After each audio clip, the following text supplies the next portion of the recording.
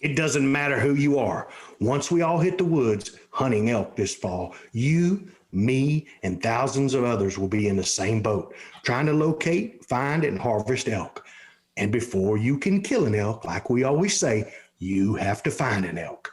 The goal of this series has been to help you do just that. And tonight, we have a few more nuggets and give you just a few more tips, as well as answer questions from our mailbox and our live listening audience. Time for some live Q&A, y'all. That discussion, some special live Elk Bros shout-outs, and questions from our awesome Elk Bros mailbox. So, my friends, pull up a chair, adjust your volumes just right, and welcome to Blue Collar Elk Hunting. Welcome to Blue Collar Elk Hunting, brought to you by ElkBros.com, with your host Gilbert Ornelas and elk hunting coach Joe Gillia. You want to hunt elk? They live to hunt elk. Their goal is to share with you what they have learned grinding it out for over 35 seasons, doing what they love. So come on into camp and set a spell. Welcome to Blue Collar Elk Hunters.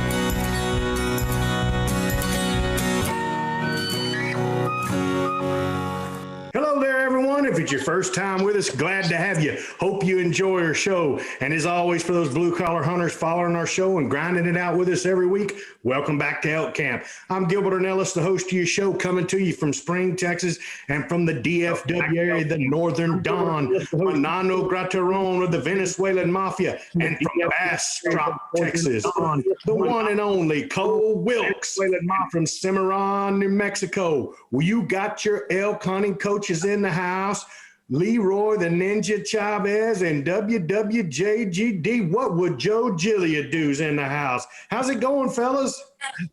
Under the wire, man. Who is the man, Joe? Nailed it, Big O. Oh, man. That's hilarious. Luis is over there. Luis popped in from. Tell everybody where you're at, Luis. I'm on an undisclosed location right by the Red River, as you can see it there. I know where it's at. I didn't know we had Luis. Luis was not supposed to join us. We have the Southern Don of the Venezuelan Mafia now. Luis Gonzalez, who's actually hunting, folks. He's actually hunting. He's kicked back like a... I mean, he's just Cadillacing in the back of his 4Runner, and joining us from the Toyota 4Runner on the Red River tonight. Man, I had some good action tonight, guys. Had a lot of sows come in with a bunch of little piglets running around, and had them so close, watched them forever, but no shooter pigs tonight. What do you mean? All pigs are shooter pigs. I agree. That's some bull right there, man. Yeah, I agree. I was out Monday and shot several. Stretching out the new bow. You got to feed that to somebody who believes it, Luis, because I'm telling you, all pigs are shooter pigs. And I don't know if you guys are checking out the chat here. Usually we have Luis with his 3 screens up so he can see all this going on. And as you can tell, Luis is kicking it, man. He didn't do the 3-screen thing this time. So hopefully Manano's going to do the job for him. Oh, yes, please, I will. I will do it.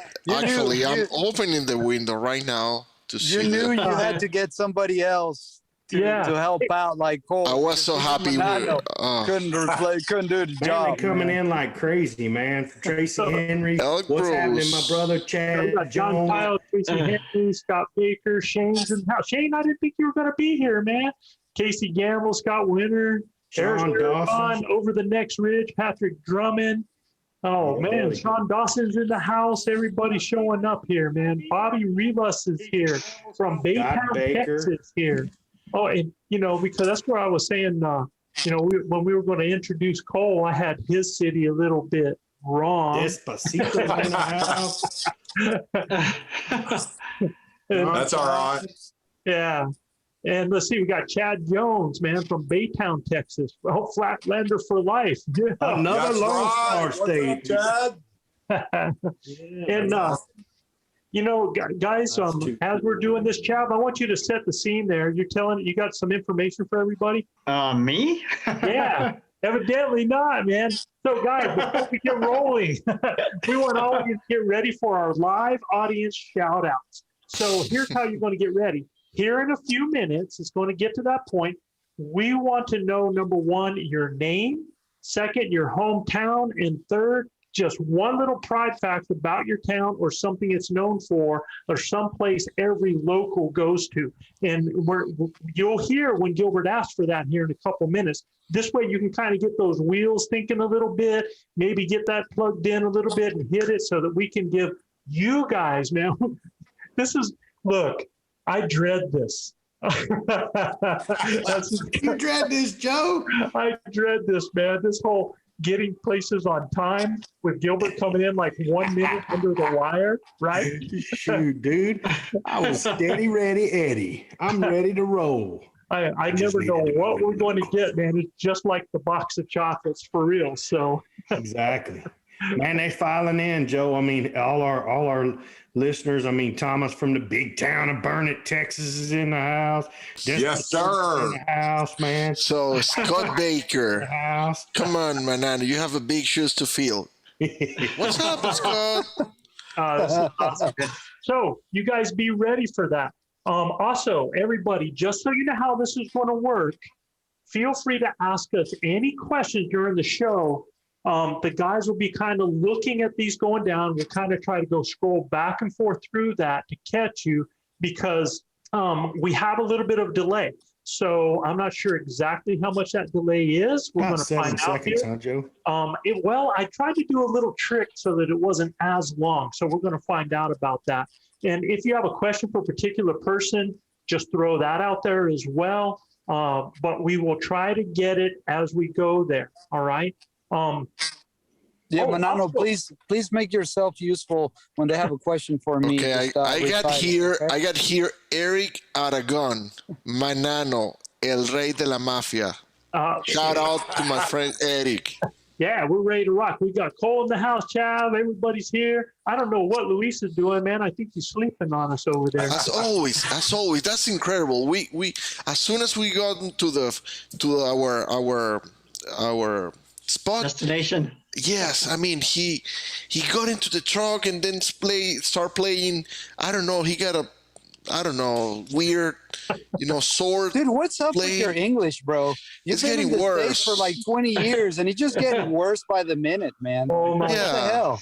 So Gilbert, get started on the shout-outs, bro. All right, man. We got to get the mafia to keep it off one another here just a minute, so grown people can talk.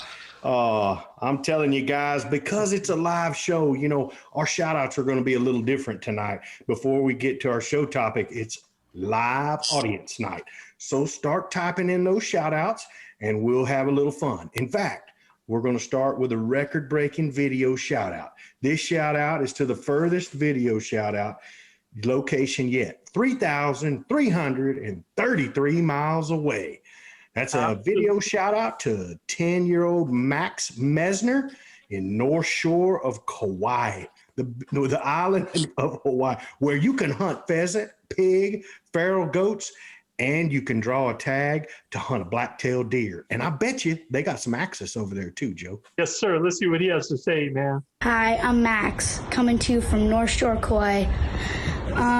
My dad always listens to your podcast in the car, and I'm always there when he does. Love what you do. Keep dreaming of the spring. Wow, dude. That's cool. Right on. He's lit. That kid's living in Badass. paradise, Joe. That's awesome. Wow, man, from Hawaii. That is too cool, man. Way cool. Joe, on my ticket, send that young man a hat and a shirt, dude. Gotta get him some dadgum ElkBros swag, man. There it is, My man. ticket. Put it on my ticket, brother. And with Max rocking like that, let's see what some of these other guys. Let's see who we got in the house, man. Anybody see anybody giving us some shout outs? Let's see. John Turner, New Braunfels, Texas, featuring the John. Flatlander right there. Flatlander. Another Flatlander. That's awesome. Look at Cole turning out the followers. Come on, Yes, now. sir. I told him y'all better show up. Show up and represent. Show up or you cut off. That's right. All the secrets are cut. Sean Dawson wanted us to also make sure that we let everybody know about the showcase. So Sean has started his own IG to celebrate being an ElkBros grinder. And it's the ElkBros Grinder Instagram. And what he's looking for is our grinders to send him a picture and a small bio, and so that you know that that has our blessing. We want to celebrate you guys, man. So go ahead and send that stuff into Sean at the ElkBros Grinder Instagram so that he can show your face and celebrate your place, man. All right? That's cool. Scott Baker, Parker, Colorado, suburb. No, don't be saying that, Scott. What's the suburb of Denver, man? Denver's a neighbor or suburb of Parker. All right, there we go. Tracy Henry, that's no way to talk to the leader of the Venezuelan mafia. We don't know who he's talking about. Smart guy. You got to be more slick than that. Specific. We don't know who you're talking about. Jason Schultz from Salem, Connecticut, home of beautiful Gardner Lake. Awesome. Welcome. So, Welcome all you guys. Gilbert, so I want you to see here, Eric Aragon has, he's from Chiva Town in Las Cruces, New Mexico. So what the Chiva was they raised goats. Yeah. And he's like, so Gilbert, he has plenty of goats if you want to come and get a little bit of therapy. He's got one for me? He's got Oh, man. I'm going to be a therapy goat man forever. Christopher from Los Angeles, Mexico, home of Tome Hill Park and Sundancer Alpaca Farms. That's Christopher in Los Lunas. And we got John Child from Layton, Utah, Kenneth Sutton from Keedysville, Maryland. Scott, okay, Denver's our neighbor. Yeah, you got it, man. Uh-oh. Okay. Gilbert, at least they're not calling you the molester. It's just Gilbert the goat lover is what they call it. Gilbert the goat lover. I told you, man, if I painted a cool painting, would they call me Michelangelo? I mess with one of them goats, son. It's on. So you guys kind of keep an eye on that as those are coming in, because there's some other things that I want to make sure that we talk about while we're giving this yell out. Just some points throughout the show that, like I said, we're going to give a free subscription, and through the show, we're going to answer a question. We're going to ask a question, and whoever gets that answer first during the show is going to win that subscription.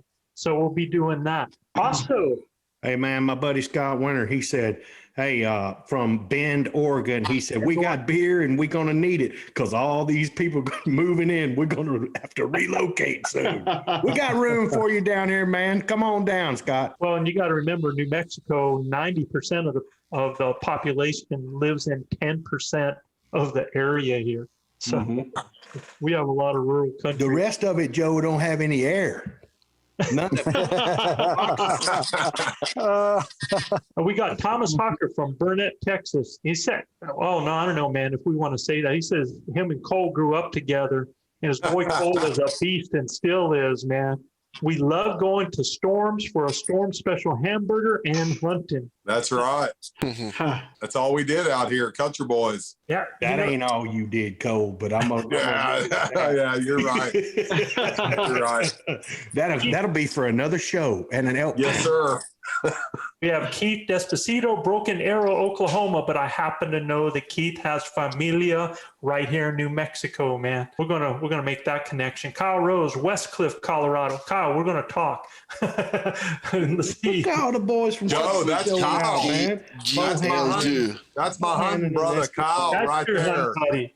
So Kyle's last name is Rose, huh? That's Kyle Rose. That's the Kyle. infamous blood trail. And Kyle is a grinder, man. So Yes, glad to have sir. Kyle here. Austin Bohannon from Bastrop, Texas, home of the largest population of endangered Houston toads in the world.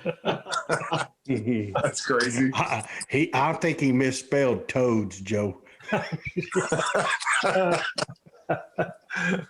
So, also some information, guys. All you guys that are listening, continue to get this out here. Send the email out there because our Hunting Buddy website is up. It's running. We have over 50 people now on there. We have 50 people, users on there. We want that to grow and grow. And if any of you are using the Hunting Buddy site and you happen to get a hunting buddy from that, we want to hear about it. We want to hear the success stories that happen out there.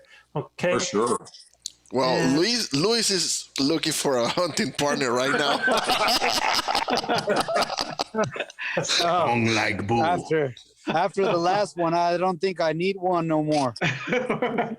So, also an announcement tonight. It's a little bit different. We have a new partnership with ElkBros, and some of my boys here are going to hear this for the first time. Some have kind of heard it. If you've never heard of WaypointTV.com, they are an outdoor network that features video podcasts of a collective of podcasts that they want representative of their beliefs. And they came to us wanting to bring the ElkBros into their collective. And we are going to be partnering with WaypointTV.com, which means for you guys out there, there's an app that they have that you can put on your phone that you can find all this outdoor content. You can find, I think they're like have 40 different podcasts, and we're talking all different stuff: fishing, hiking, hunting, turkeys, deer, elk. I mean, they cover the gamut there. So if you're looking for knowledge on that, you can find it on their channel. Now, what does that mean? What is the change that's going to happen for ElkBros? There is not going to be a change. Our content is our content. The only thing, and the reason that we did this, y'all, is that we provide free content to you.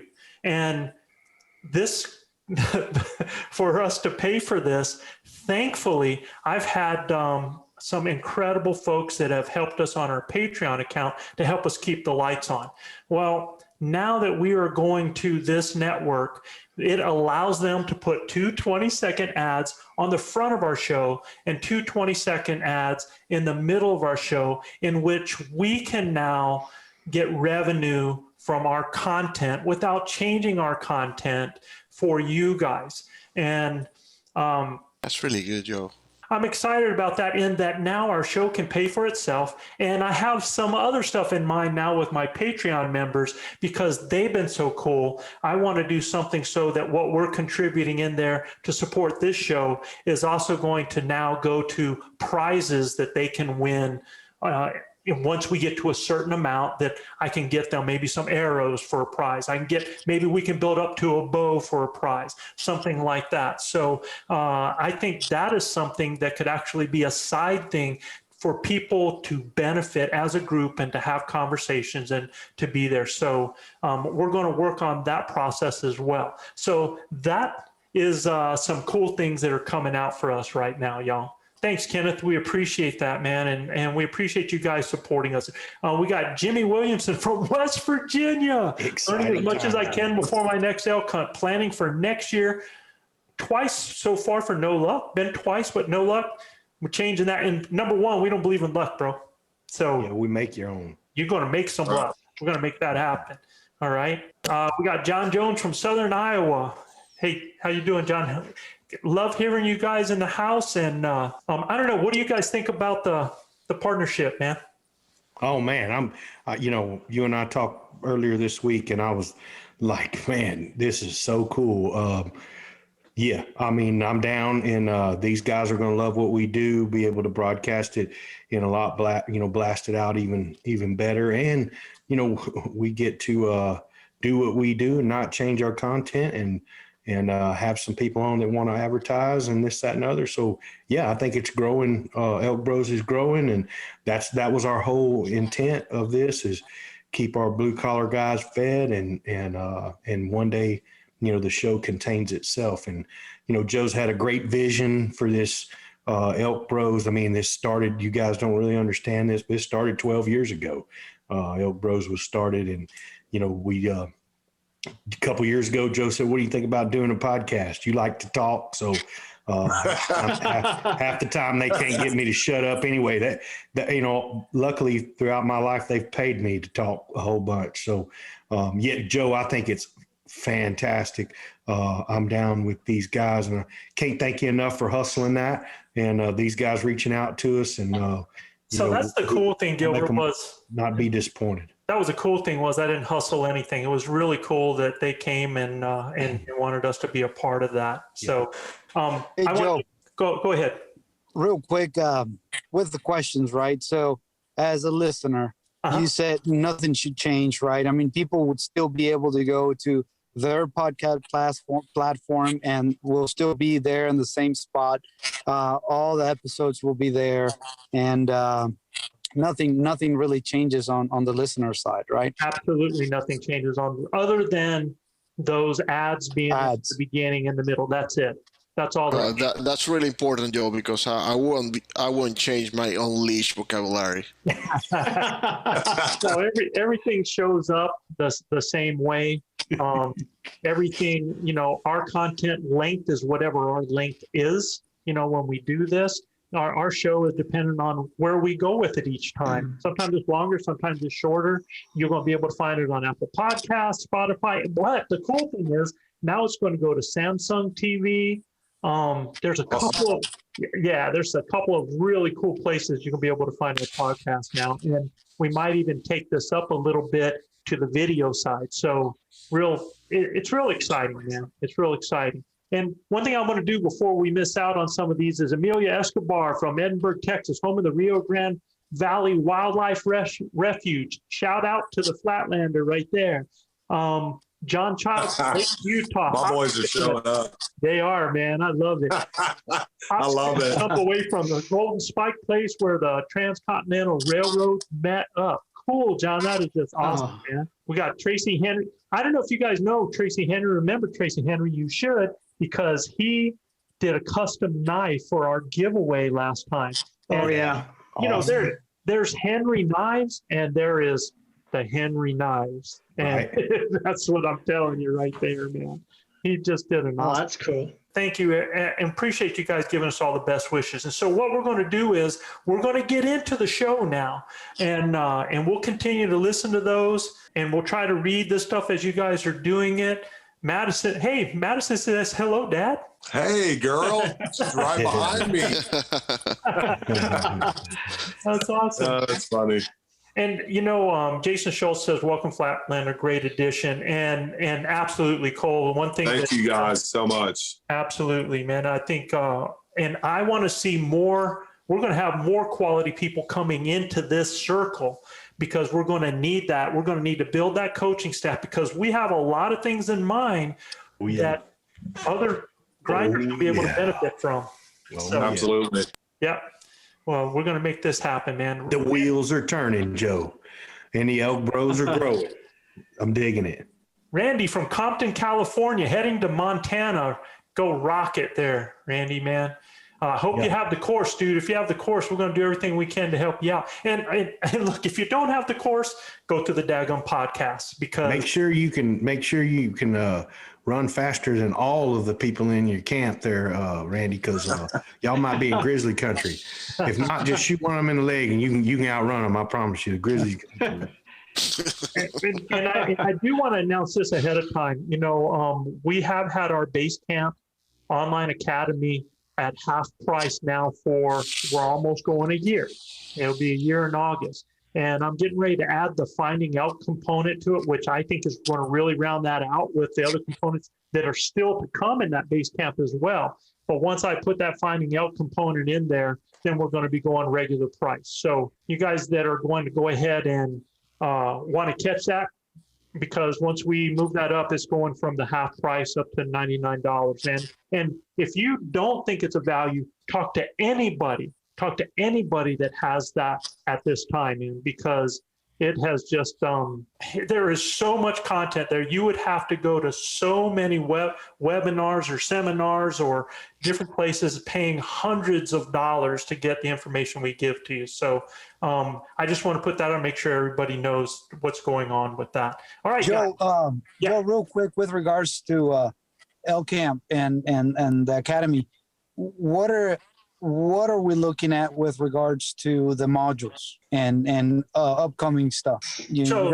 The next module to come in is going to be finding elk, and most people that listen to our podcast can tell which module is getting ready to come in, because one thing that we have done is we give information out there. Now, if you've ever seen, if you haven't seen our base camp modules, they are extremely in depth. They're interactive.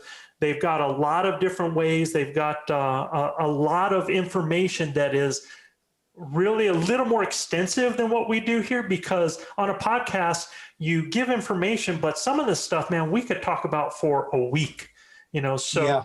I've also noticed, Joe, that you've made it in a way that anybody with, they can use their preferred way of learning, because you have it written. You have a voiceover where you do videos and you play it and you talk everything that is written. Mm-hmm. You also have interactive, and at the same time you got videos and pictures and all of that. So I mean, visual, audio, interactive, you name it. So it's just anybody. It adapts to anybody's learning style, I guess, is just the way I would say. So Jimmy, what our course is basically. I have developed an online course using my 40 years of elk hunting experience and guiding experience, but also along with my coaching style. I am, Chavez, Gilbert is, we're all coach. Gilbert's still coaching. Chav and I are retired coaches that coach for 30 plus years. I coach Manano as well. And I have developed this course in my coaching style the same way that I use to get things across to different athletes to be successful. And we do this completely different than other courses. And you'd have to go and just check out some of that information on how I do. But I can tell you what, it's not like anything that you expect, where you get all this. I don't give a whole bunch of knowledge out like this from the bottom about what it is to be an elk hunter. I start with the point most in your control, and that is that last 30 seconds to a minute that an elk is in front of you that teaches you how to close the deal. Because every one of you listeners out there, all of you are, if you're elk hunting this year, you can do things wrong and have an elk encounter.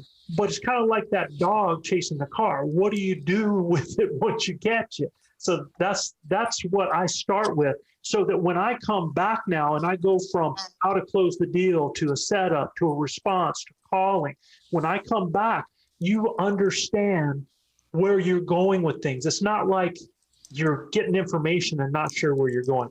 Cole, you've seen it, guys. You've seen it. You could probably 100%. I was just waiting for my chance to cut in here, because I'm actually going through the whole academy right now.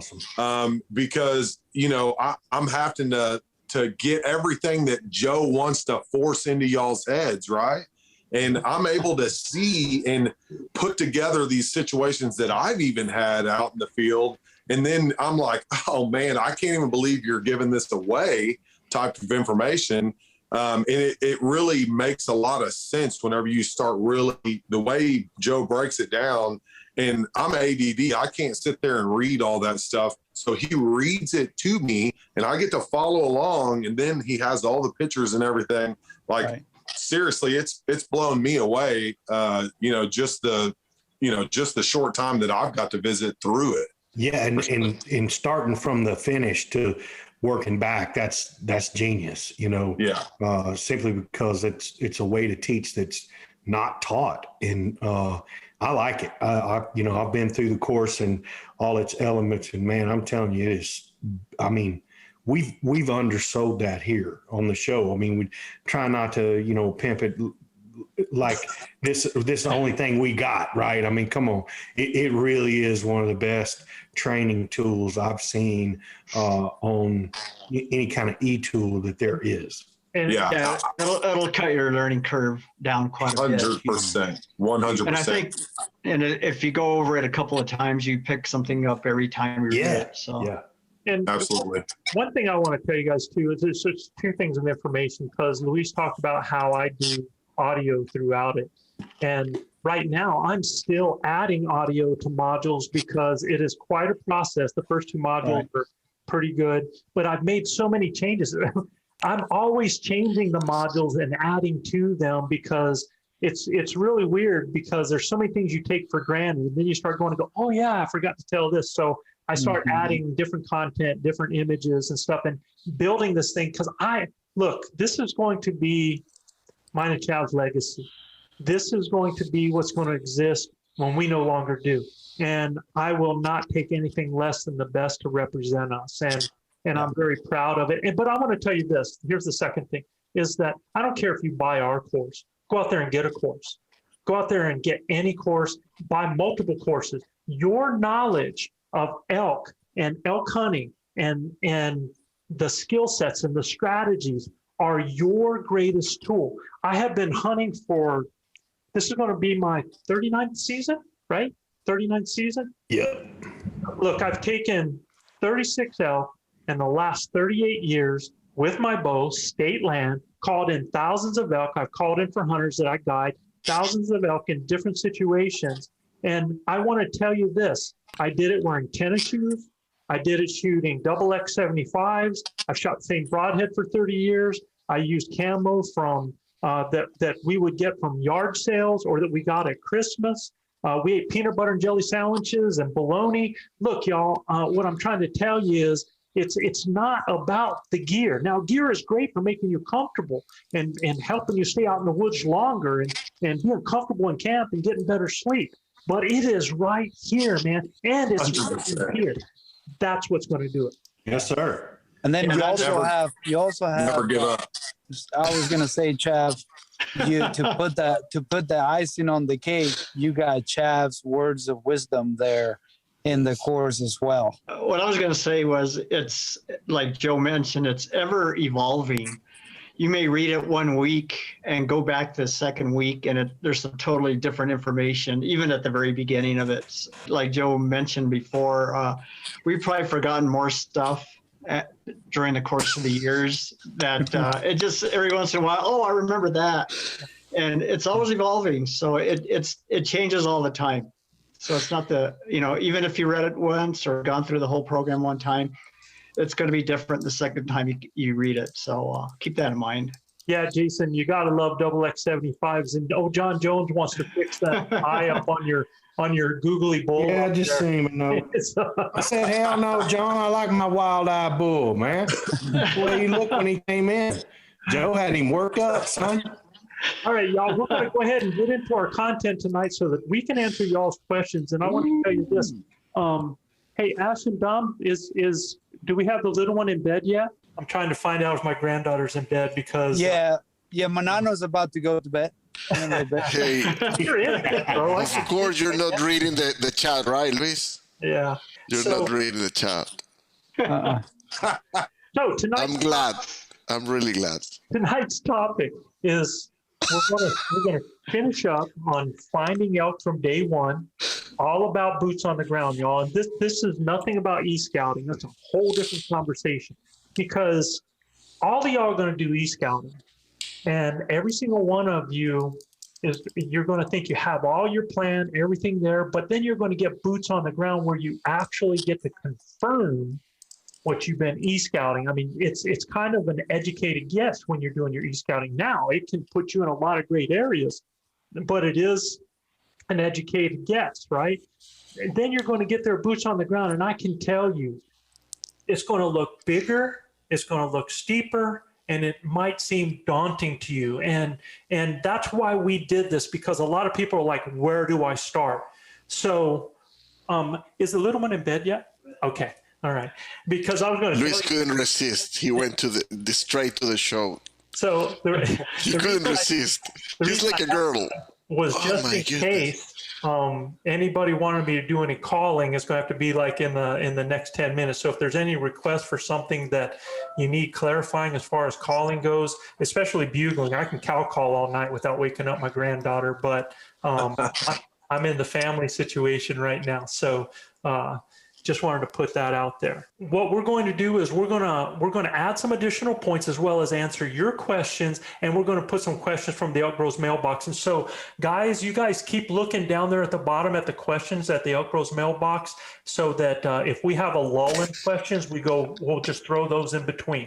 Okay, and that way we get it all taken care of. Let all right? them all rip, Joe. Okay. Let them all rip, Joe. Yeah, man. They want to hear some elk serenading tonight, Joe. Yes, sir. Yeah. Oh, the black mamba. Oh.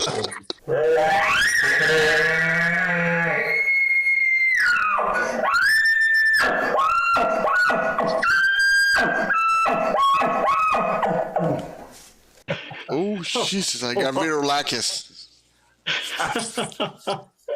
Yes, sir. That was Joe. Now I'm pretty sure that was Joe. The call that I just used there was a lip ball, and it was a long lip ball. And so since it was a long lip ball, that's more of a challenge to other bulls. That's something to remember. If you hear that short lip ball that comes out, it's going to be mainly for just a demonstration. Yeah, round as cows. Okay. Right. So just something to think about there. Dang, Joe, you got me fired up. I'm fixing to get my dadgum diaphragm call out over here. No doubt. I got them right here. I'm ready. Tear that stuff up. So, guys, I'm sorry. I'm just not able to do this, without bringing in my partner. Look at that. Huh?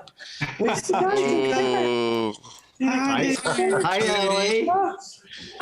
This is Ellie. You say, Ellie? hey, Ellie. How are wait, ya? Ellie. You want to wave to everybody? Huh? Got her baby. She's all ready for bed, man. Is that the most beautiful thing you've ever seen in your life? Huh, sweet. Yeah, 100%. Huh. That's awesome. that's awesome. All right, man. Cool, Joe. Okay, so let's get going. So you guys, as we go, remember what we're going to do is we're going to refresh some of the things we've already talked about. In the first one, we talked about understanding those areas that look fishy and why. Because if you haven't listened to that one, I think it's such a great way to let you know that it's not as complicated as you think sometimes, that a lot of you already have a lot of the skill set doing in other ways and different things. We talked about an elk's have-tos, the things they need, want, rely on behaviorally. We talked about elk focus areas that attract elk, locating elk by understanding an elk's needs, where to look and find sign, how to read the sign, and then finding elk. And we went on our step-by-step general plan, as well as broke down kind of our daily plan, how we do things. And look, people ask, do we change that depending on the time of year? I mean, we're talking from early season to post-rut before those bulls break off. No, we don't. We do the same thing, man. We do the same thing pretty much all the way through. Yep. So that's just something for you to talk about now. Start throwing those questions that you guys have out there. And everybody's telling Ellie good night. What a dog, adorable. Man, Manano, you suck. Oh no, that one wasn't for the baby.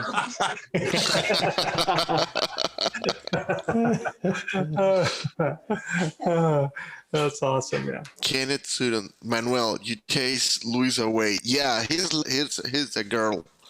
He's not a... Did Luis fall out?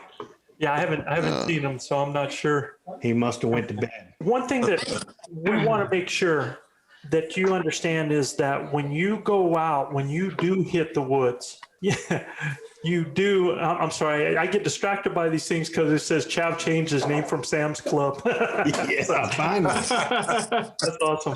You have to have a plan, man. If you go out there and you just are showing up and then going, okay, I'm just going to go out and start doing it. If you don't have any kind of plan, if you don't have any kind of strategy, can you find elk? Yes.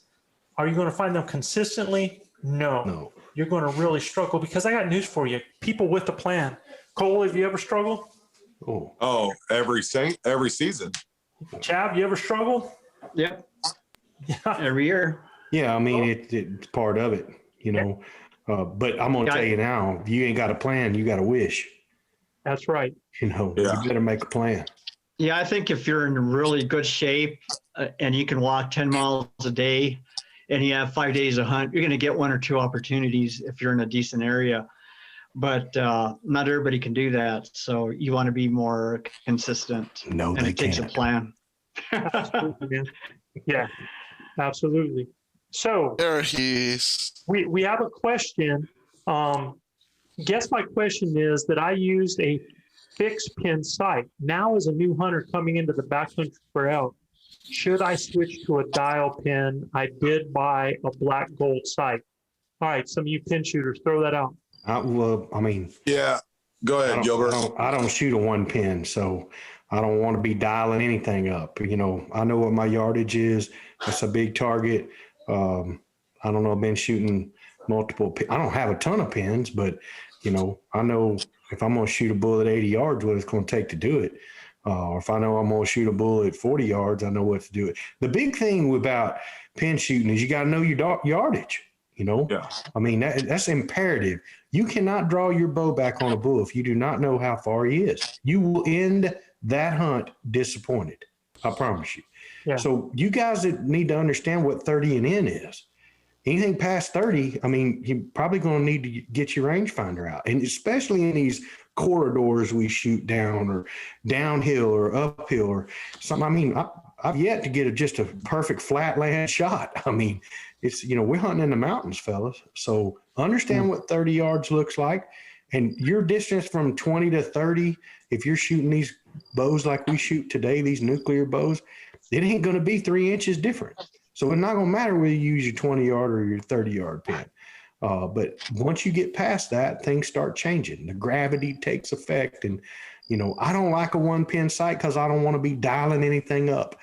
Just one more thing for me to worry about. I shoot a 6-pin spot hog. So what do you think, Cole? So here's what I think. I think you're pushing the limit of your practice time before season starts right now. If you're going to make that change between like a multi-pin sight to a single pin, then you need to do it right now.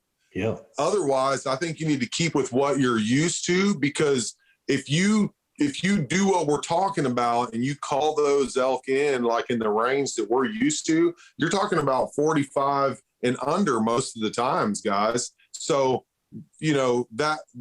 that sight that you have that you're used to, I think is going to be better right now. And then as soon as season is over next year, put that single pin adjustable on and then start getting used to having to do that adjustment, because I do shoot a single pin sight and it takes, it slows me down a little bit, because I know, okay, I got a range. I got to make sure that he's right there in that range, or he's next to something that I've already ranged. And then I dial my pin. So you're adding another complication to your setup that might not really need to be there for elk hunting.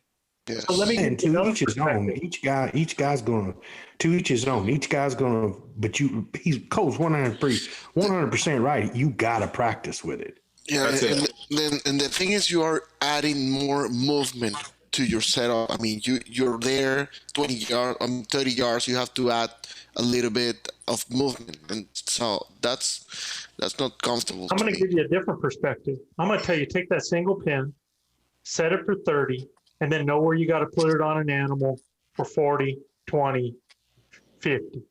Because yeah, absolutely. I've actually got my single pin. I shoot a black gold, and I actually have mine scribed at, my single pin is at 20, and then I have a scribed mark for 30 and then 40. So I can just adjust without adjusting almost immediately. Yeah, I'd almost do, because our bows are so flat, man, I'd almost do it for like 35 or 40. And then once I'm inside of that, I just aim at the armpit and, underneath the armpit, and let it rip, dude. You got so much room behind that shoulder in between there, man. You want to hit him mid body, a little. I like shoot all my bulls a little high center, mid body, and you ain't gonna look for him. Ask Joe. Hey, Cole, I have never shot single pin. So where do you see the advantage of the single pin versus the, a sight with 5 pins where you know exactly where Not your picking the pins wrong are at? one. Yeah, because I get a little excited. Uh-huh. And Been there, done that. most of your multi-pin sights are, sticking out like this. And I noticed that whenever I went to that post site, it opened up my field of view quite a bit. And I started shooting the HHAs when they very first came out like 10 years ago. And I've just stuck with that single pin. And now that seems to be, I couldn't think about going into anything different. And the guys that shoot them love them, man. And it's all about what you practice with. And I'll That's tell it. you, Luis, I'll tell you that basically I've shot with a single pin all my life because I'm looking down an arrow shaft, man. And, Yeah. I'm looking down an arrow shaft and I'm using that point of reference, to wherever I am on that. So if you have that pin out there in front and that thing is set to be dead on at 30, I guarantee you, man, you just got to take a little shift in one direction a little bit in a matter of I understand that portion of it and makes sense. The one part I don't like about an adjustable pin is having to do the math and adjusting the thing, because like you said, I get excited, I get vitulacus right away, and I just can't be doing math and just adjusting things at the moment of shooting. There's no math, man. It's per yard. If it says 62, I dial it exactly to 62 and it's right on the money. But for me, what I'm saying is if I have that single pin set at 30 yards, no, I get what you're saying. I'm going to be mid-body, or I'm going to be down on the leg, or I'm going to be up in the upper void, depending on the distance, man. So, or the top of the back, depending on how far it is. So that's one thing that I was going to say. Yeah, but then again, you have to be very familiar with the size of the animals. If you're shooting different animals, that's going to be different as well. Sure. But you can always range find. if you're comfortable with a rangefinder, all you got to do is range it, and okay, it's 50. So I don't normally range find the animal. I range find area around the animal. So, but if I got time, I'm going to range find him. But I know when he's coming in, what these obstacles are in front of me. That's the big thing for me, is knowing where 40 and 50 is. And once he comes inside of 40, man, it's Shangri-La. Bill Steiger said, to use the Easy V, and I'm going to go ahead and tell you that, Bill, I'm on that journey. You guys have seen, man. I'm on that journey I've changed. I've had somebody that gave me an incredible gift, and I'm honoring that by, I have a release. I was just shooting day before yesterday for the first time, got that bow tuned and shooting an Easy V. And that Easy V lets me be an instinctive shooter, a lot like what Luis was just talking about with that animal and the kill and stuff. You just figure whatever the kill zone is the size of a basketball on an animal, and that's how you put that Easy V on there. And for me, it pretty much does it left, right, and the rest of my up, down kind of flows. But I set it for 20.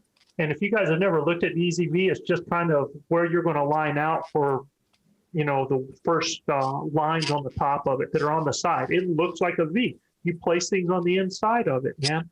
And I got that set for 20.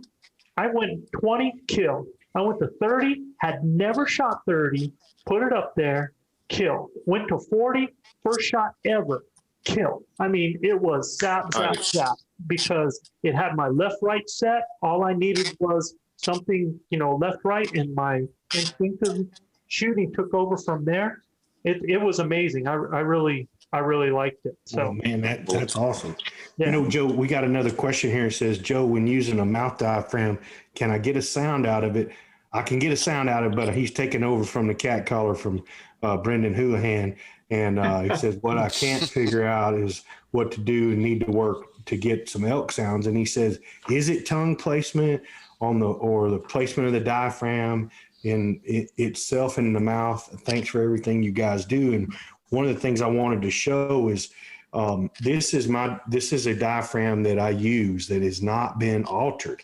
This is a diaphragm that I've altered. So you can see that this diaphragm's a lot bigger than this one. Okay. So I trim it because Big O has a small palate. That is that's kind of crazy. But at the end of the day, I have a small palate in my mouth, and these big Call it refined. Call it refined. Do what? Refined. Call it refined. Yeah, have a refined palate, a distinguished taste, if you will. At the end of the day, yes. So the answer to your question is yes. You need it to fit. You might need to trim it a little bit. Yes, where you place it in your roof of your mouth will also depict on whether you get a real sharp sound or you get a real low sound. Generally, the further up you put that diaphragm towards your teeth, you're going to get a sharper sound. The further back you get, you can make little lighter sounds with it. So and here's what I'm going to do with you, man. James, I don't want you, I want your diaphragm in one place right now. I think I called for 30 some years before I ever moved the diaphragm to the top of my mouth, man, or different parts of my tongue. So when you have that puppy and you put it up in the roof of your mouth, you want to make sure that back part of that tape, like Gilbert was talking about, seals on the soft part of your palate. That means the front part of this is going to go up back behind your eye teeth. So it's not shifted up front. Okay, it's back behind your eye teeth. And here's all I want you to do. Any of you guys that are trying to do this, I want you to wish you could make a sound. And because here's what you do. Wish, wish, wish. It puts your tongue immediately in the right position. Okay? Wish, wish. And once you're making that noise, man, you can feel it. Then it's all about air volume or tongue pressure. I rather have more volume than pressure. So if I go, I'm just pushing from the diaphragm, okay? It's not that I'm doing hardly anything with my tongue. So I'm gonna wish, wish, wish, I could make a sound, okay? And then all you have to do is push with that diaphragm. So this is the sound this will make in my mouth without trimming it, okay? Right.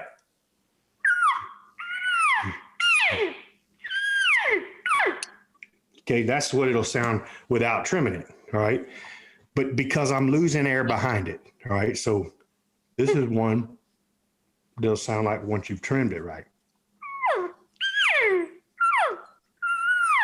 Because you have a seal, right? Absolutely. So you can hear the difference that this call makes. This is money right here, y'all. You hear me? And what brand is that, Gilbert? So this, man, I print them all the time, man. It's Primo's Black right there, baby. So there've been some elk die from this thing, but I'm telling you, you got to, guys that get with these diaphragms, you got to make it fit you. Everyone I take out of the package, I got to trim it to my fitting. And sometimes I over trim them, sometimes I don't get it right, but I go small until I get it to where I like it. And Joe taught me that a long time ago. But man, guys, put some time behind that diaphragm call. And it takes, man, Mr. Jones is asking, what does it take? It just takes a lot of time, man. A lot of time. It takes a lot of time and dedication. If you're riding around in the car, when you do your walks at night, drive your neighbor's dog crazy. And if not, ask Manano. Yeah, look. It'll take you a while. Manano's learning, the Pennsylvania cat killer himself. He's learning. And look, there are times for y'all to learn, but not during an elk hunt. And we're going to keep jumping to questions, y'all, because we got a lot of them that are coming up, and we haven't even hit any on our mailbox yet. So Scott Baker says, since our camp is above everything, we need to try to get below the elk and start heading up towards the beds later in the morning. Not necessarily, Scott, man, because it just depends on what you're seeing and what you're hearing. Because if your camp is up above, you better hope it's, number one, not in an area where your thermals are flowing everything down into where the critters are. Okay. So you got to be strategic. It just takes a little bit on the other side of that ridge for your thermals to drop down on that side. So think about that. Make sure you're in the right place. And it's okay to be high. Now, so if you start to come around and you get up there on the top of that ridge, notice what the breeze is doing, because the breeze is going to control those thermals as well. Make sure that you're on the downwind side. If you're going to go working a ridge and you call and you hear something down in the bottom, trust me, it's going to take a long time and a lot to happen before your scent's going to get way down in the bottom down there. So if you hear a critter that's down there that sounds off, just remember that they're going to come up. All right. So it's not necessarily that you've got to just right away jump down on it. You got to kind of find out what they're doing, listen to them a little bit, and then, yeah, you start to close the distance, but I don't jump all the way to the bottom, because you just want to make sure that you're on your downwind away thermal side of them, because they are going to come up. Now, are they coming up your way, or are they coming up the other side? Which way is the wind going? Is the wind coming from your side? They're coming your way. All right. If the wind's coming from the other side, they're going to go away from you most likely. Now, that does not always happen true, because variables happen when it comes to wind. You can actually you could be in a park and have wind hitting you in the face. Go up and start going up on a ridge, and it'll seem like it changed because of the blocking and the way the wind comes around the mountains differently. It bends. Yeah, it bends like crazy. So you don't always know. You can get a general idea. But as you start to go down, you're going to be able to tell, are they going away from you? As it gets daylight, are they going to start going up on the opposite side, or if they're coming towards you? If they're coming towards you, brother, don't go cutting the distance too much down there, because they are going to come. I think, Cole, your last hunt that you did video on was a good, same thing happened to y'all. Y'all went down the circle to get to their level. Yeah.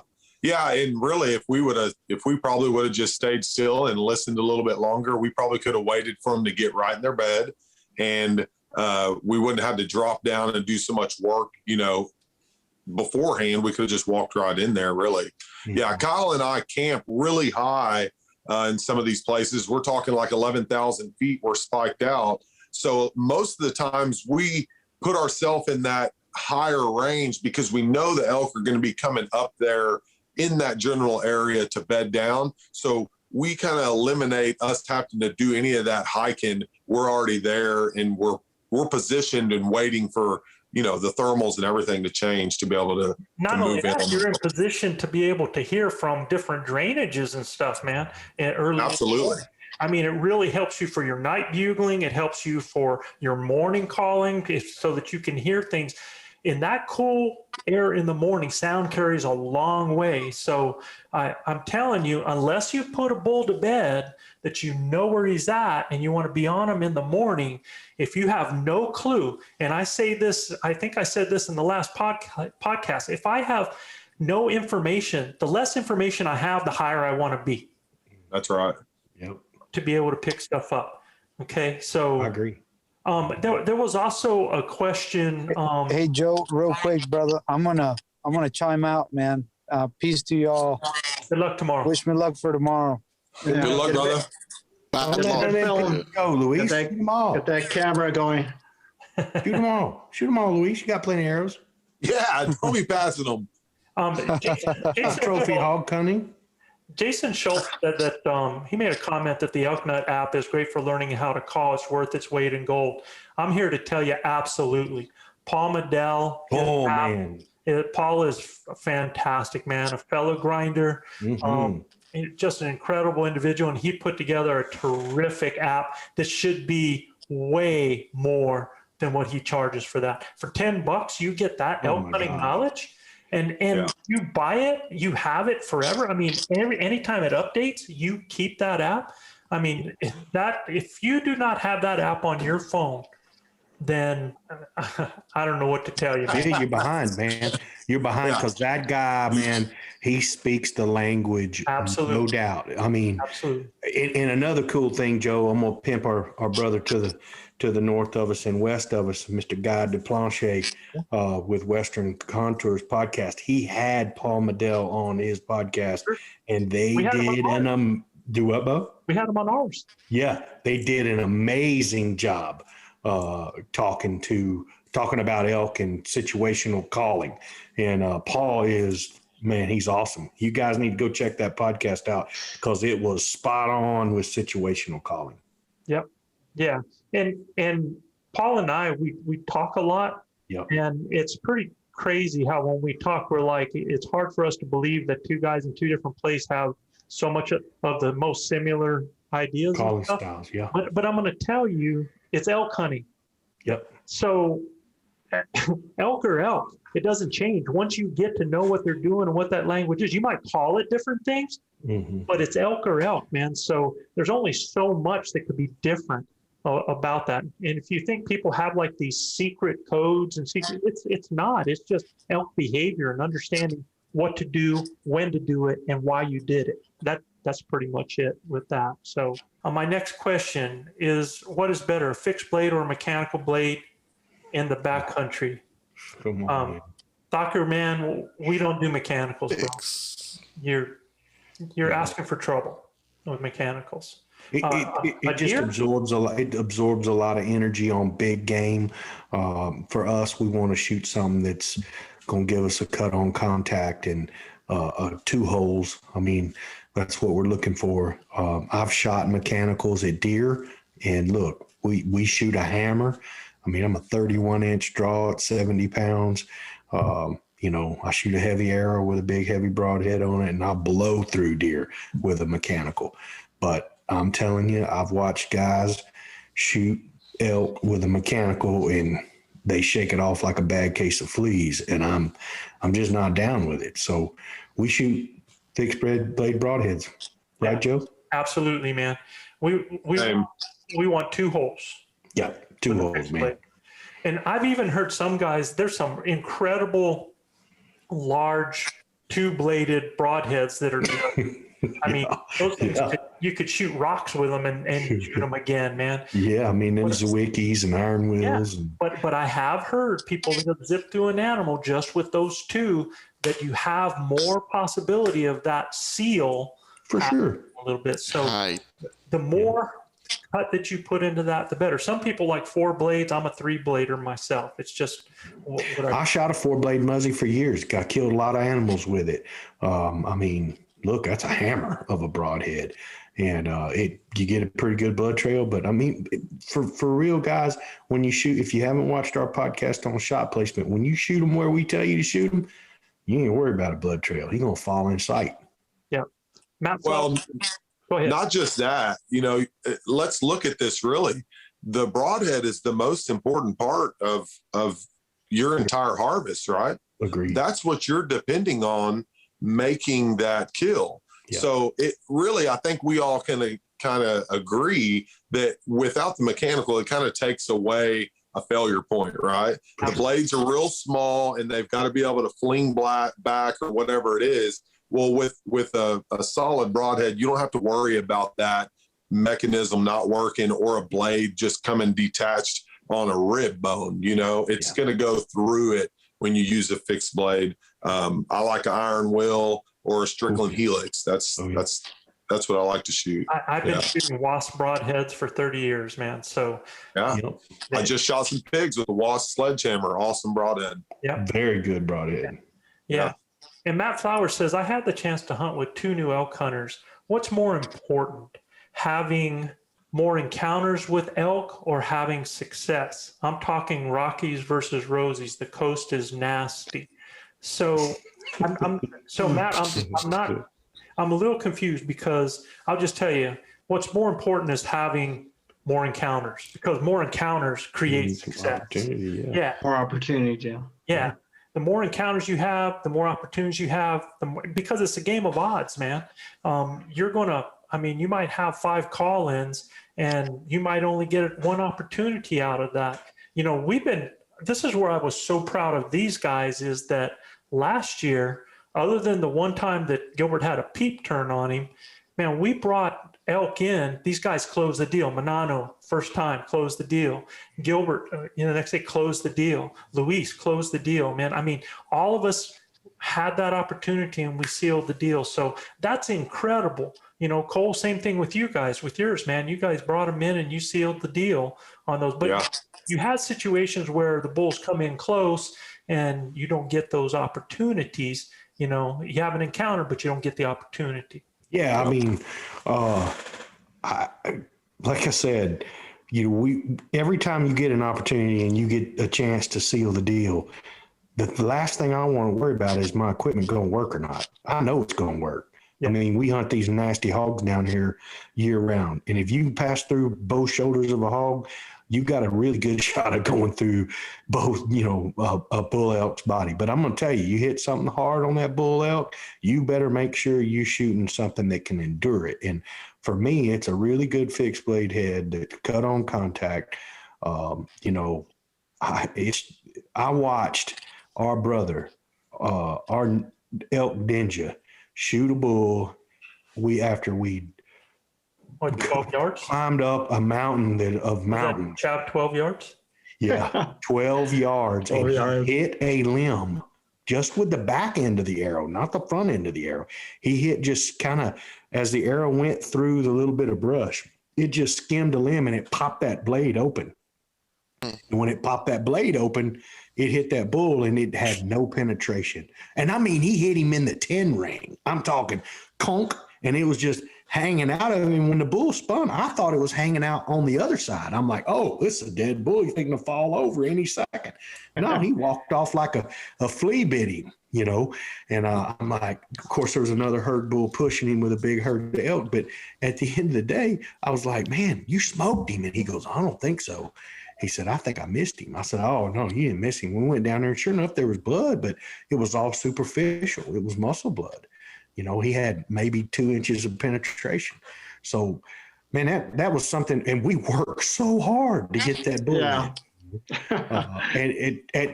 And we had him at 12 feet at one time. I thought he was going to step on him. I thought he was going to step on Chav. And he just took a little trail to the right and dropped down there. I mean, he was like, come on, fellas, y'all put it right there in the pocket. And Chav did, but just it was tough. It was tough to watch. It was the first bull I'd ever called in for Chav, and that was a tough scene. So, guys, when I tell you, man, we've seen it all. I promise you I have. Chav now shoots a new set of 3-blade cut-on contact broadheads, courtesy Big O. And I'm seeing a lot of questions about, guys who say if they're using a 2-blade, should they use bleeders? Anytime you can add something to cause more, do it. As long as it don't affect your flight. Some guys, if you're shooting a real fast setup and, you're going to see that a lot of times these blade, you won't see it from 0 to 40, but when you get out past 40, they'll start planing sometimes with these bleeders. So y'all watch that. Y'all shoot them out to 70, 80 yards, see how they perform. So, Chav, make sure you're shooting your broadheads. The mailbox, man. I'm sorry, Cole. I'm going to jump right back. I just want to make sure he's starting to pull that up there. Go ahead and finish, Cole. Oh, I was just going to say, make sure that you're shooting your broadheads. Make sure you get a target that you can shoot broadheads into. And you guys need to be practicing with those like you do your field points. Yeah. I shoot with a broadhead kind of every day. I'll have a mix of them in there along with my field points. Make sure that you're drilling it. So from August, I don't even shoot a field point. And most of the time guys get aggravated with me. They're like, you don't shoot field points? No, man, I got a full set of broadheads I dedicate to practice. Guys will get upset with me because I've never shoot broadheads. I mean, I don't hunt field points. Yeah, and the thing is what I used to do was I actually took the blades out of my wad. Yeah. And shot my ferrule with the chisel tip on it. And once I put the blades, they were so light on the front, it didn't change anything for me. That wasp fly is great. And I did test originally early on the difference between with and without blades, and I had no difference. So being the cheap guy I was, I could not afford to keep buying blades or buying broadheads. So I did that testing on early to see if it was something I was going to have to change, because I did have broadheads that did plane on me, and I trashed those puppies. But those wasps have always been true, and all I ever have done, I have never shot a broadhead before any season in probably 25 years, because I made sure that my broadhead was flying true to what my field point setter. Field point. So I'm being honest, man. I'm being as honest as I can, you know. So I'll just tell you, once you know how your equipment is, what it's doing, how it's flying, you know, it just depends on that. Some guys, if it does your confidence to shoot broadheads like these boys do, or to have a broadhead that you don't worry about, you know, dull, you know, maybe you have a set that those blades are dull and just shoot it over and over. That's cool. That's good. You know, it was just my situation and how it worked out for me. So that just kind of shows you the both sides there. Chav, give us the first question. Okay, it's from Brian Zakovic from Pueblo, Colorado. Mm-hmm. And he has a two-part question. He asks, I know you have talked about scent in previous episodes, but I haven't heard you guys talk about those scent wafers. I'm wondering what y'all think about those. Last year I used the fresh dirt wafer and was amazed at how it smelled exactly like dirt. It seems like they would be good cover scent, but I'd love to hear your opinions. So I'll start. Yeah, go ahead, Cole. I'll let you take this, brother. So most of the times when Kyle and I are back there in the backcountry, we don't have any kind of scent control at all. Our scent control is the puffer bottle that stays right there next to my binoculars. And everywhere we go, that's our scent control. You puff that thing and then you follow the wind. You go where the wind is not blowing to the elk. When you're back there for 7 to 10 days, y'all, you're gonna stink. We typically wear the same clothes all the time. I'm changing my socks and my underwear in a 10-day hunt. I'm using the same camo day after day.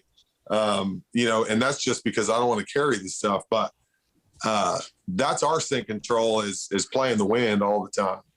Yeah, well, my grandpa would say you take a house of ill repute bath, and, you know, wash the possibles, and you know, I mean, that's pretty much. We're spoiled as heck, man. I ain't gonna lie. I mean, these guys bring water into camp, and I mean, we've been spoiled the last 12 years, so we can have us a little warm shower. Yeah, that's awesome. They brought hot water. I mean, so we kind of spoiled it. And you take a shower every other day or so. But I'm with Cole, man. Guys, y'all can get hung up on scent if you want to. For me, I mean, if cows are around, I'm gonna step when I'm tromping through the woods. I'm doing this since I was a kid. I'm stepping right in the middle of a cow turd, and I'm gonna step in the elk mess too. And I'm gonna try to smell like an elk if I can. But as far as scent wafers and stuff like that, we do use I do use some like spray. I will spray my hat down. I will spray some high sweat areas. And when I come in, I like to wear camo in the morning and camo in the evening, simply because the light's different. So I'll spray that camo down, hang it in the trees, let it dry. I believe that some of that stuff helps to knock down some of your scent. But I mean, I don't use the wafers and stuff like that, but I do use some scent spray. Yeah, I think, like Cole said, when I think back to a lot of our kills, we were sweating like crazy. We just played the wind right. Mm. We did try a skunk scent one time, and the only thing it did was we ourselves got used to the scent. But we were able to cut the line at McDonald's when we drove to town, because everybody just kind of spread like like the Red Sea, and and everybody's looking at us like, boy, these guys. So that's my skunk scent story. They smell like south end of a northbound horse. I tried with white-tailed deers and hogs, and it didn't work. Yeah, it didn't work. And I'm going to tell you guys, man, if it's not natural, something that's in the woods already there, I mean, I'll even take a fir tree and I'll rub it sometimes. It'll be worse. I try to stay as clean and neutralized as possible, because, again, I do not think human scent freaks out elk.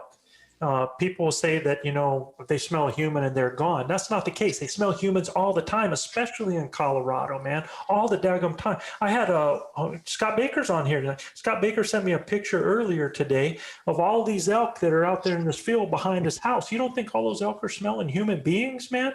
It's not that it's not human scent that scares them. It's human scent when they smell it and they shouldn't smell it, when it surprises them, so it's a lot like you can mitigate it. If they smell that scent lightly, you might get 5 yards closer, you might get 10 yards closer than if they get a snootful and they're like, oh, somebody's like on me, and they're out of there. So this ain't a place where humans are supposed to be.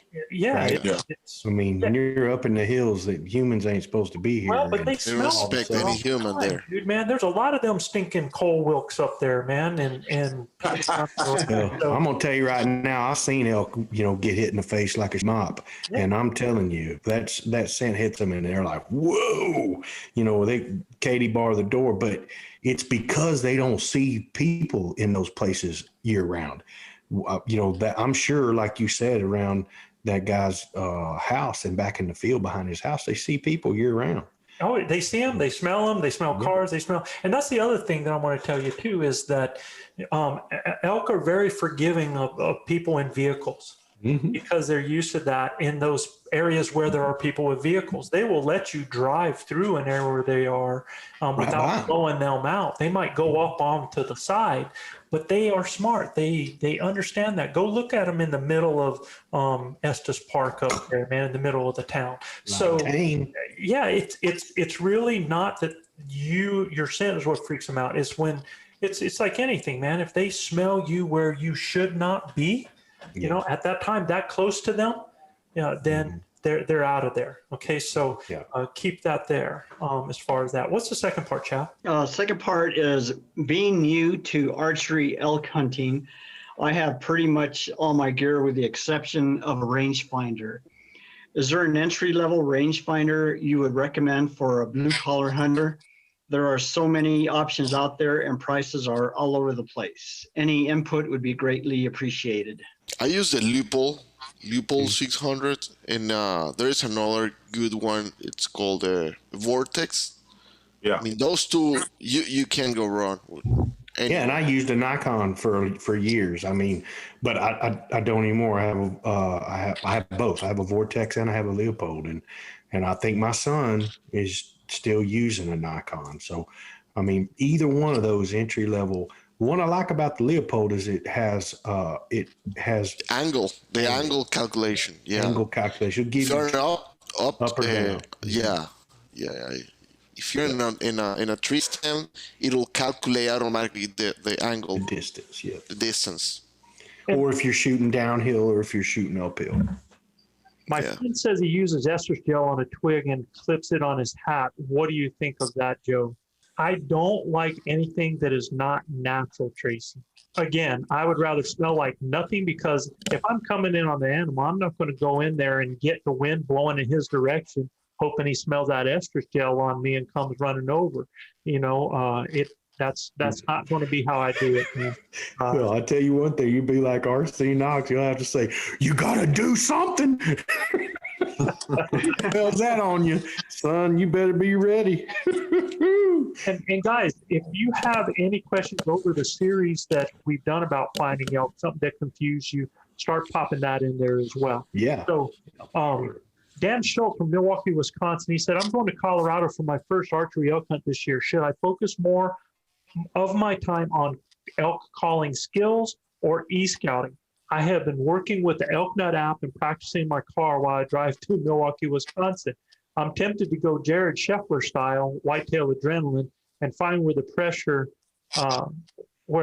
is not while I'm there, and go to or where the pressure is while I'm there, and go to other spots. Well, number one, elk calling. I'm sorry, man. Elk calling is number one. Yeah, if you want to create encounters, you can go out there like a hog looking for an acorn, and if you're a good caller, you can pull an elk in from one that you would have never seen before. You can create an encounter, even if your e-scouting is incorrect. E-scouting is going to put you in areas where elk should be. You're going to get there and confirm if elk are in the area, and then you're going to use your calling so that those elk find you as well as you finding them. And Jared Shepherd style, as far as the pressure thing, here's what I'm going to tell you, man. Here's the thing on pressure is you're going to drive to a trailhead, and there's going to be like 30 vehicles there. There'll be 30 vehicles there. 31 if he goes. And on the way up to there, you're going to pass a ton of elk that are screaming that nobody's ever going to hear because everybody's driving to the trailhead. So yes, find those places where people aren't. And it could be next to homes. It could be 300 yards from a home. It could be, it could be a quarter mile off of a highway. You could be on elk hearing vehicles going by on a highway. So again, elk are smart. They understand and they get used to certain things. And they understand that, hey, I'm right here and nobody's messing with me. I'm only 300 yards behind this guy's house.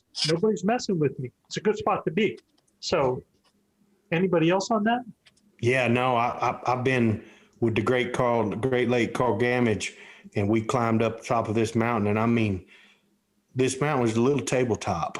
I mean, just a little tabletop spot. And we had not seen anything or heard anything. We heard some early in the morning, a pretty good ways off, and we kind of went up to the top, and it had shut up. They'd shut up and not said a word. I bet you there was 135 head of elk in that little tabletop. And we didn't know it because we, easing up there with the wind. He's dragging my fat butt up there because we got to go slow.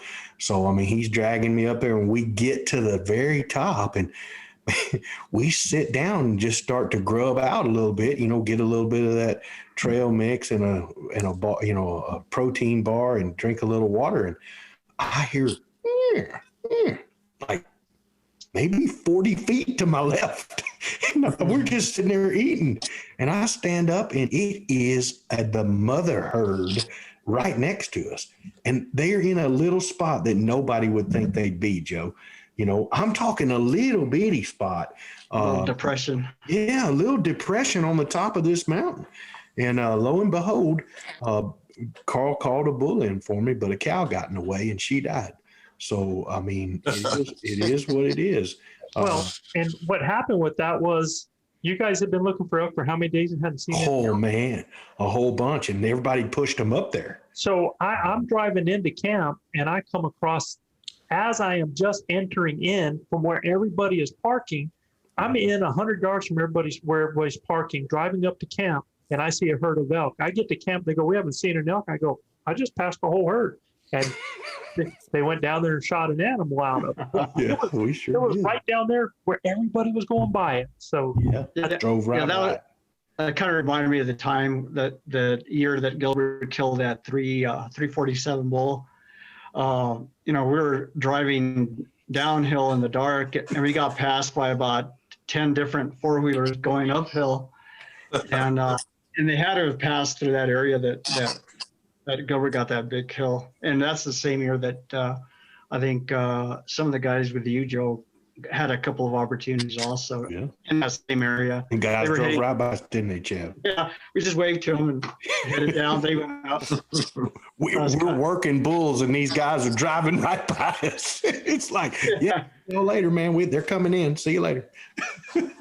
Yeah, you just, it could be a situation that, everybody else thinks, oh, there's no elk there. Everybody's driving by it, or it's too close to this, or it's too close to that.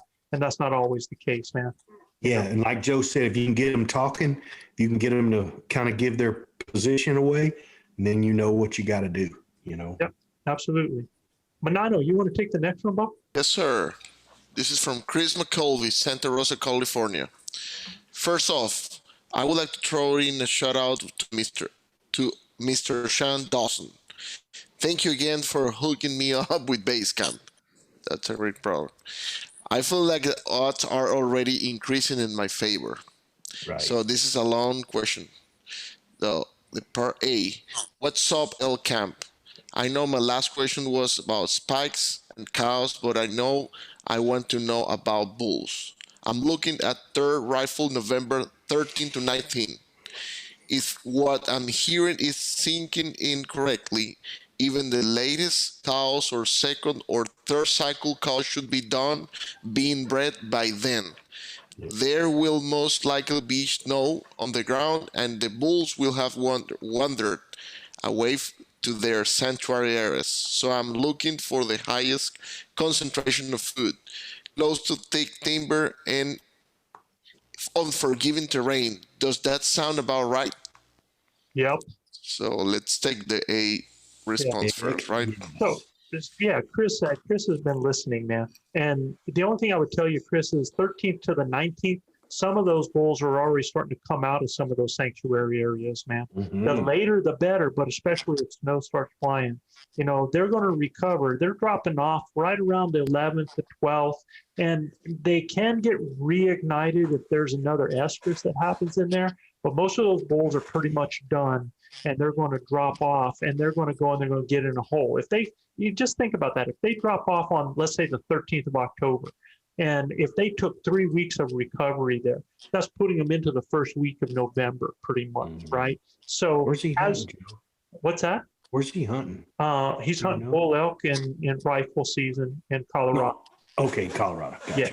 Yeah. I think it's Colorado. I don't think it really matters where it's at. Probably not. Yeah.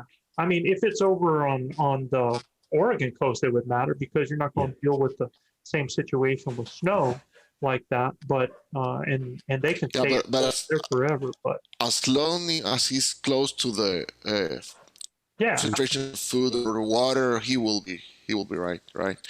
That's a really good time to kill a real big bull. Mm-hmm. Yeah. Okay, part B. I'm hoping there is a good amount of snow since it should help me find them. I know from what I have heard, you guys say looking for a smaller group size with larger hoof brings versus mass amount of track to find the bulls. Do clowns bring, or are deer and elk similar than if I see tracks with clowns? It is a buck or bull. Gotcha. No, their dew claws are way too high up, man. It's, unless they get in real mud and they dig down deep, you usually don't see those at all. But I'll tell you, man, you can take a bull elk print, a good bull elk print looks like a doggone calf cow, man. I mean, they're big, way big print as compared to that cow elk is very slim. I realized, back in September when we got snow, I realized about it. There is a big difference. You will see, you will clearly see the difference. Yeah, and that cow elk is more pointed up there, where you get that bull elk that has a lot more rounded on it, right? And you'll definitely see it's different from a big cat head biscuit to a big tortilla. That's the difference. That's kind of how Big O's. It's kind of how Big O looks at it. We're going to jump off of that because he had one on his last one. Just asked if a bull will lay back kind of like a deer does it. If you see younger bulls, is there a big bull that's hanging out? I've never seen that behavior. I've seen 12 bulls together, and it wasn't where the big smart bull let them go out there before they did. No, they're all pretty much out there. I haven't seen that behavior. So Bill Steiger in Oregon said, living in Oregon and probably parts of Washington, many areas are littered with roads used to access logging units or mining claims. These roads still weave through the landscape, and most are still drivable. In these areas, you see signs from seemingly invisible elk, sounds of vehicles driving roads, vocalization is limited, and most areas are too thick and not easily glassed. If the elk move, they're not able to escape the easy access of roads, yet elk are still there, but they hunker down in spots that are overlooked or too thick to navigate. Seems the elk that are taken are merely by luck being in the right place at the right time and not a strategic approach. His question is, how would you approach these areas, calling techniques, areas to look for and areas to avoid? That's a great question. It is, but here's something that I was going to add into our piece this evening. And I want you guys to think about this, everybody to think about this. And this is new to the discussion. I want you to ask yourself, if roads don't matter to elk, if regular traffic, foot, bike, ATV, vehicles doesn't matter, if regularly patterned human behaviors don't matter, camping, hiking, people at their homes, working in the field, if none of those matter, are there places elk would be that meet their needs? a lot of these elk, especially in that area where there's roads and you're hearing all that traffic and you're seeing traffic and they can't get away from the roads, they get that. They understand that. They're used to that. They know how to deal with it. We hunt in an area littered with roads, with ATVs, UTVs, foot traffic, people going through all the time. Cattle guys going out there to get their cattle to run them. And the elk totally understand it and use it. They will wait in the trees till a vehicle goes by and they will cross the road. Okay. So the reason I say that with this question, Bill, is that you still have to hunt them without necessarily going, especially in a thick place like that, and overthinking it. Elk are going to go where they can get their food, where they can get their water, and when they can breed, man. And if they are in an area where there's a lot of roads, they are going to utilize that system because they understand that system. All right. So where do you look for them? Well, number one, you get off that road, the roads that most people are going to drive. And you can ask, Cole, I've heard you guys talk about it, how you guys hear people on ATVs and UTVs all the time. And yeah. But you very seldom bump into people back there in the timber because they don't get off of them. Yeah, they don't ever want to leave. You know, that's the weird thing about the ATVs and stuff is people buy those $10,000 to $30,000 vehicles and they want to ride them, right? And they'll bugle from that spot, but those elk are so conditioned to hearing that traffic go by and go by and go by. And then when they hear a bugle down there, to me, I'm just thinking the elk are like, well, look at that idiot. That elk is down there by the trail, right? That's kind of the way I look at it. And as soon as you break off of that trail and you get outside of that comfort zone of the ATV rider, immediately you start getting responses or you start seeing different sign that tells you, gives you those clues of where you need to be headed next. Yep, absolutely.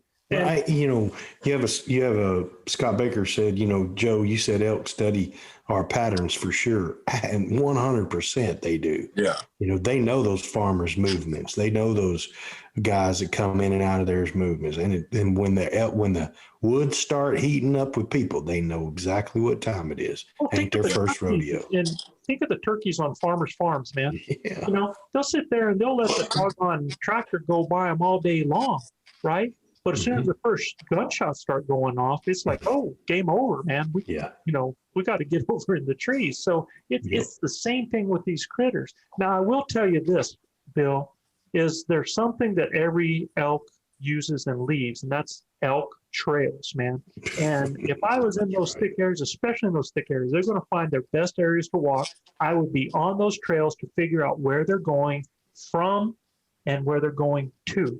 And I would use those and start marking those on my GPS. I would know where that water source is. I would know where, and the problem is in Oregon, man, you guys are so thick, there's friggin' food everywhere.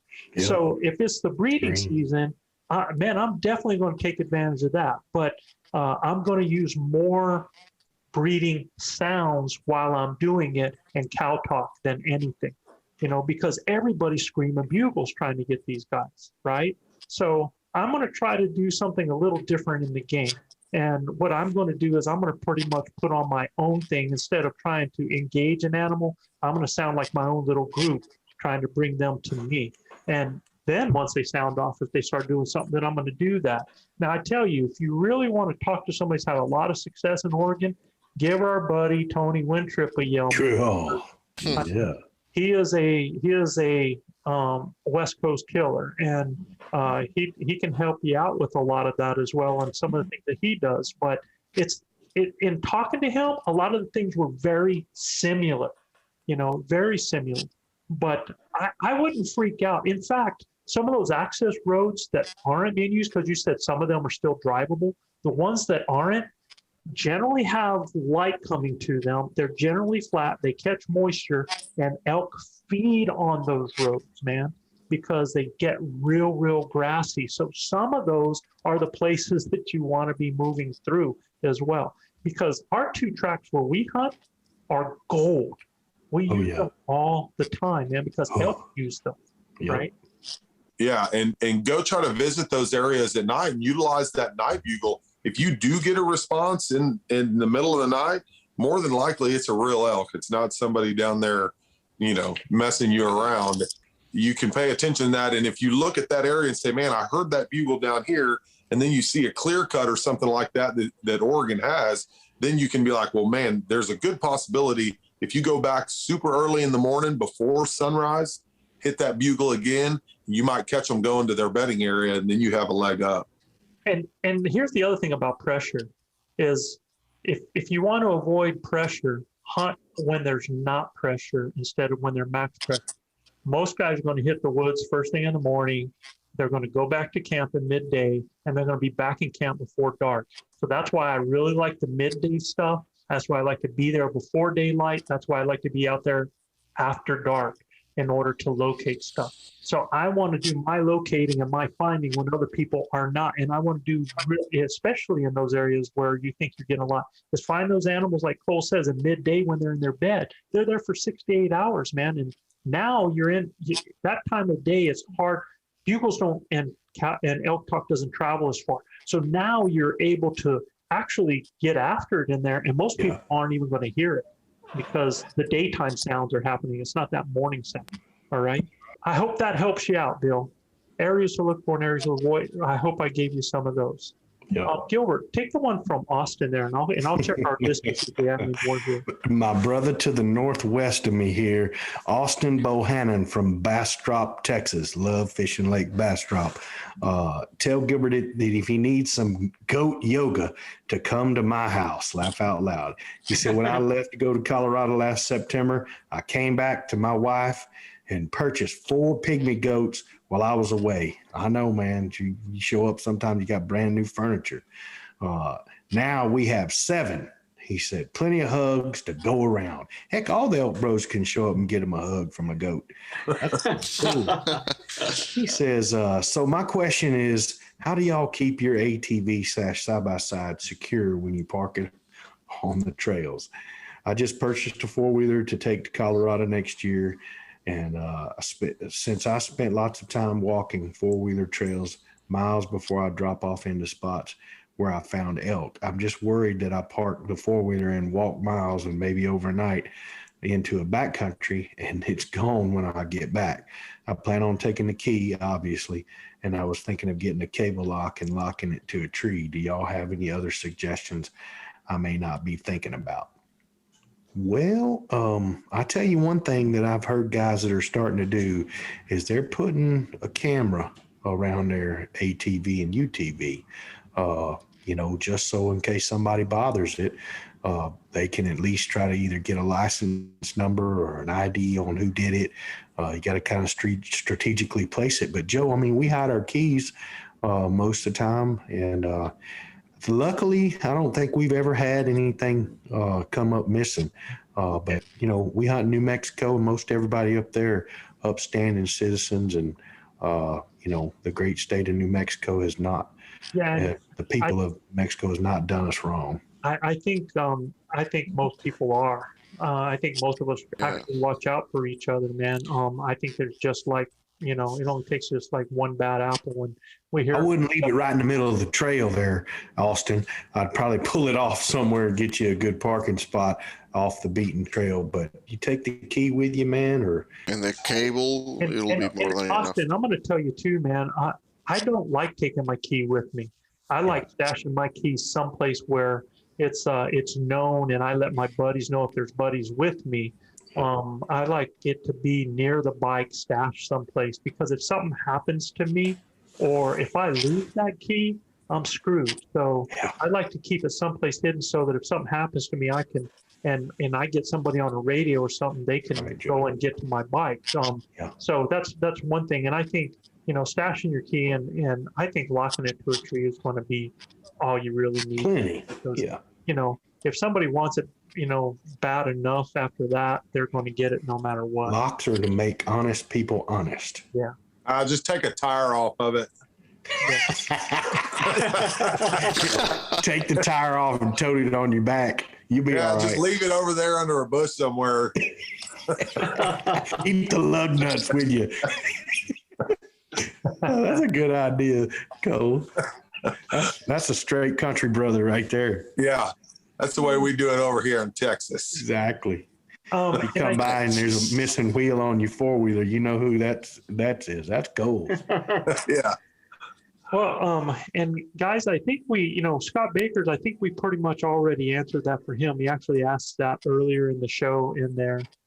We've done a good job of getting those. I haven't seen any other questions coming out from anybody else there. Just a couple of quick hits that I wanted to do for you guys. There's one from Tracy Henry, Joe. It's a good one. Yeah. Joe, how do you handle a bull that only bugles once?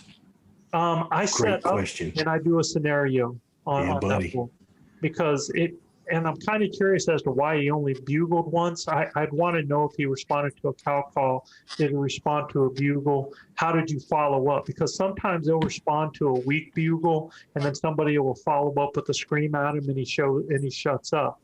Or somebody will do a cow call and a bull will bugle, and then they follow up with a bugle and he shuts up. So it kind of depends on the variations that happen inside there, that what caused him to shut up.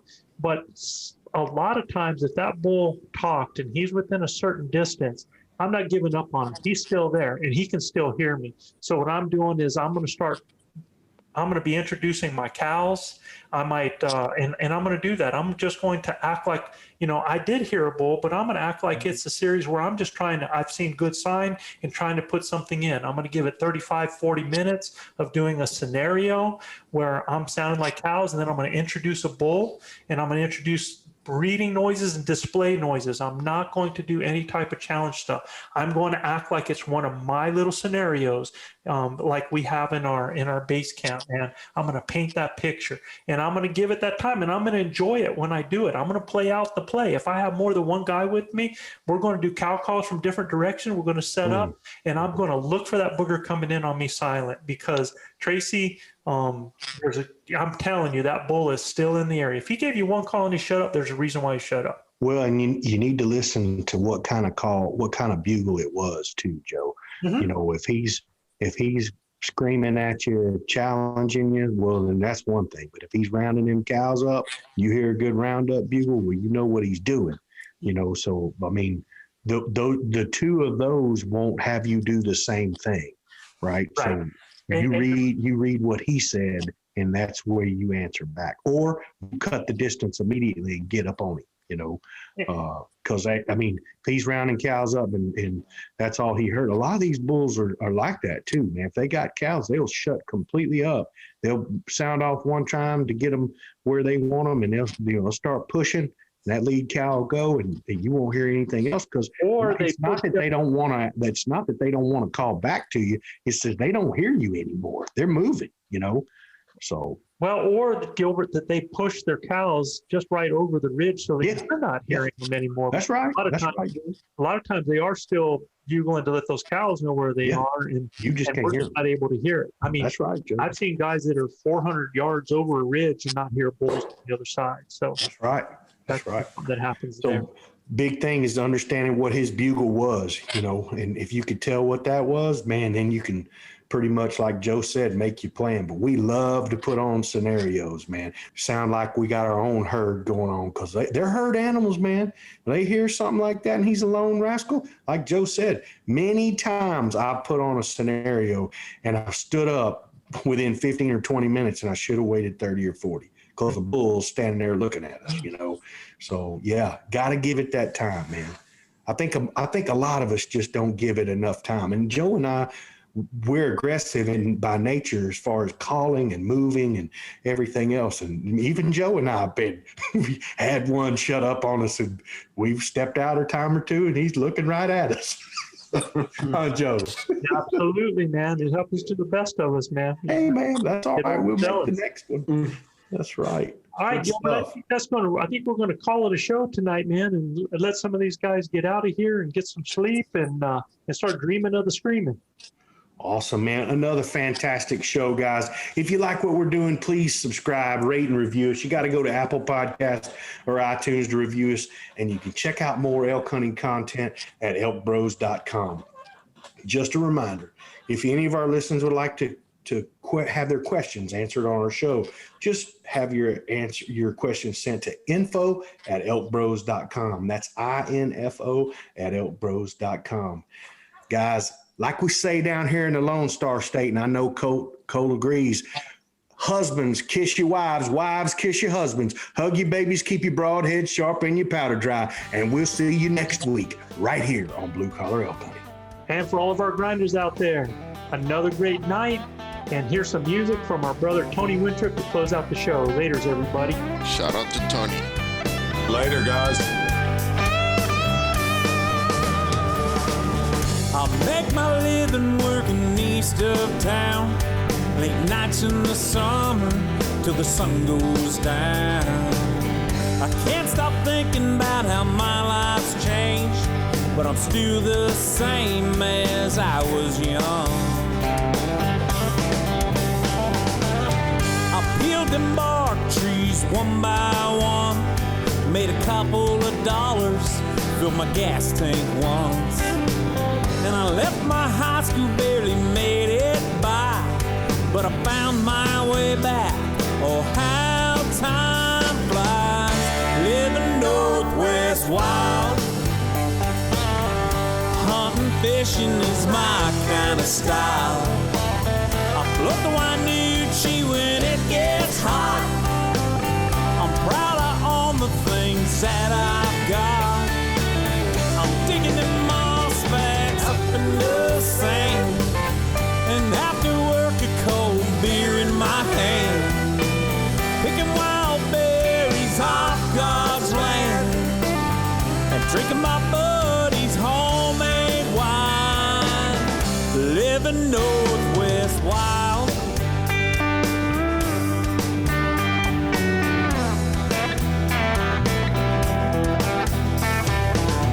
This place has changed and it ain't for the good.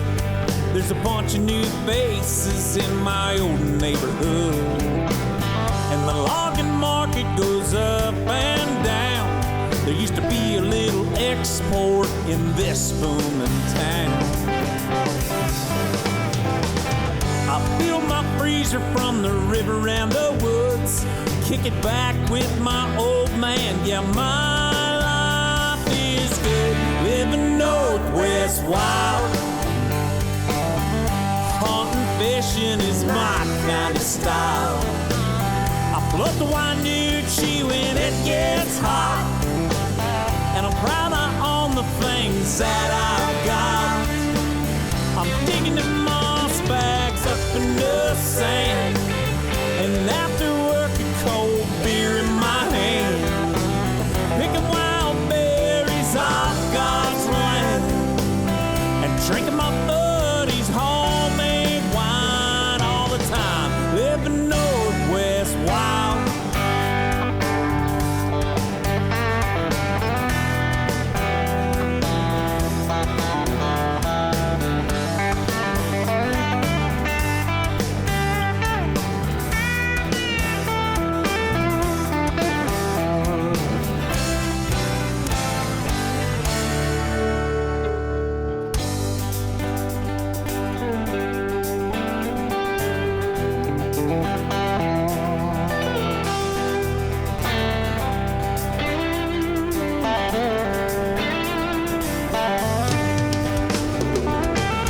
Living Northwest wild. Hunting, fishing is my kind of style. I'm float the Wainuchi when it gets hot. Yeah, I'm proud of all the things that I've got.